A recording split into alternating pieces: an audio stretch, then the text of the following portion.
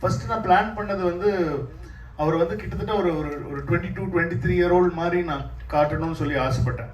அப்படிதான் அப்படி ஒர்க் பண்ணும்போது என்ன ஆயிடுச்சுன்னா வந்து விஜய் சார் சொன்னார், டேய் கடைசியில் வந்து என்ன மாதிரி இல்லாமல் போயிட போதுரா, அது என்ன மாதிரியே வச்சுக்கோ, அது மட்டும் மெயின்டைன் பண்ணிக்கோ அப்படின்னு சொல்லி சொன்னோம்.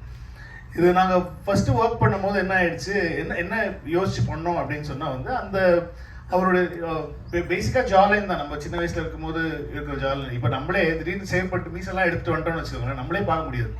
நம்ம என்ன சொல்லுவோம், என்னடா இப்படி ஆகிட்டேன் சொல்லுவோம். அந்த மாதிரி நமக்கு ரொம்ப பழக்கப்பட்ட முகம் இல்லை, விஜய் சாரோட முகம் ரொம்ப பழக்கப்பட்ட, அது டக்குன்னு நம்மளால வந்து அதை ஏற்றுக்கிறது ரொம்ப டைம் ஆகும்.